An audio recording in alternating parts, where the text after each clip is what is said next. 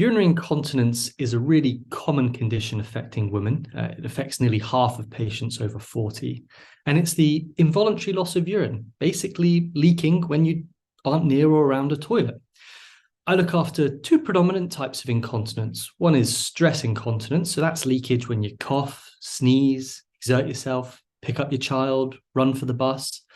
And the other is urge incontinence. And that's, I really need to run to the loo, but I don't make it in time. Maybe you get to the front door, put in the key, and then suddenly you start leakage.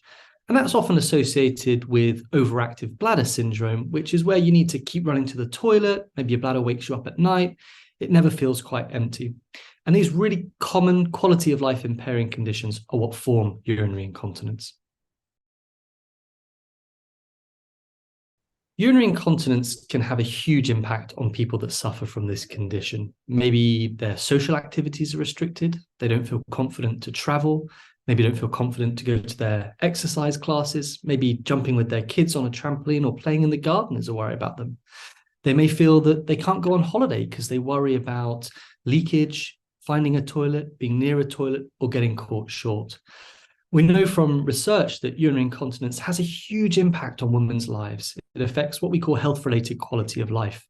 You might feel low in mood, restricted, socially isolated. It may impact your interpersonal relationships with your partner, your children. And we know that low mood and body image are also affected. So these things have a huge disease burden. And one of my jobs is to work with you to try and work and look at what are the things in your life that we can improve by treating your urinary incontinence. Well, the important thing to say is that there are lots of treatment options with lots of pros and cons and lots of variety in the various risks and benefits. And what you'll get as a patient of mine is the opportunity to talk through all those treatment options and for us to work together to find what's right for you, to improve your quality of life and manage your bladder and urinary incontinence. When you see me with your urinary incontinence, we'll take a detailed history and get an idea of how your bladder's functioning. And one of the things that we'll often come to is talking through pelvic floor physiotherapy. That's strengthening and rehabilitating your pelvic floor to gain control of your bladder function. And we know, depending on the type of incontinence you have, that we can get somewhere between 40 and 60% of patients better with physiotherapy alone.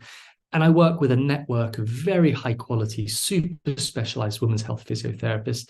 And I'll put you in touch with them so that they can support you if that's what's right for you.